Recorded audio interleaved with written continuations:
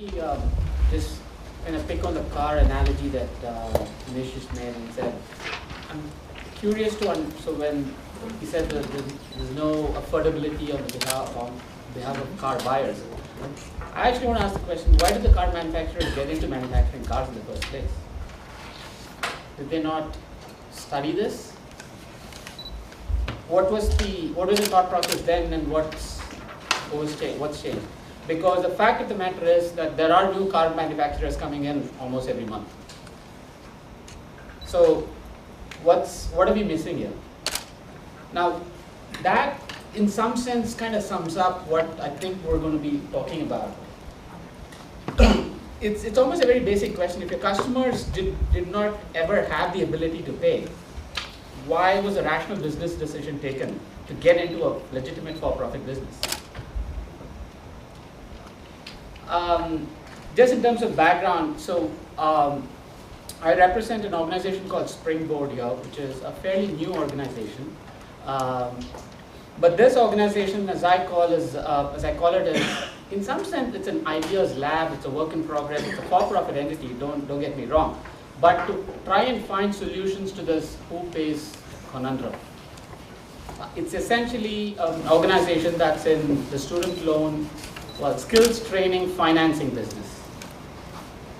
So are we deploying our capital as loans? Yes.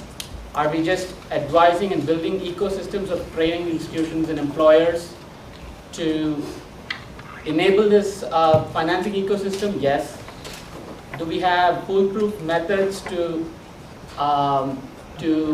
perform credit risk evaluations and recover loans? No, but we've got a few ideas that we're testing. Today we've given out about, so it's the organization about 6 months old. We've given out about 200 loans based in Mumbai. We work exclusively with training institutes, which means the loans are given out to training institutes. Various forms. Sometimes it's given right at the beginning of training. Sometimes it's given at the end of the 3-month training program. But there's one condition that we've imposed. The training institutes have to carry the risk until the time the risk gets transferred to the employer. So the training institute carries this risk of the person that they have assessed and shortlisted for training, that they believe can be repaired and cured and be put in the jobs ecosystem. So until such time, the risk has to be borne by the training provider. After that, we work with the employer ecosystem, and that's where I think the point that Rajesh made earlier about how we're all missing the point about organized versus unorganized jobs here. Because for us to be able to be in business, we can only work with the organized employer ecosystem. And with the employers, we have certain ground rules that we work with, which is where we say the employer does have to deduct repayments through the payroll, which means there has to be a payroll in the first place. Second, no more than at most 30% of the monthly or annual wages will go into repayment of the training loan.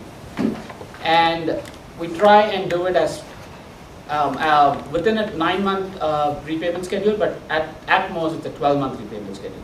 So I guess it goes back to an earlier point that was made about how there is people are willing to pay up to 3 times the cost, 3 times the monthly wage as the cost of the training program, which kind of confirms with some of the rules that we work with.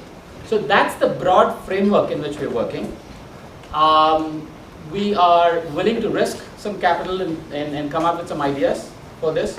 But these are some basic principles that we work with, and we are hoping that we will find some answers to this who pays question, which can hopefully catalyze this entire industry.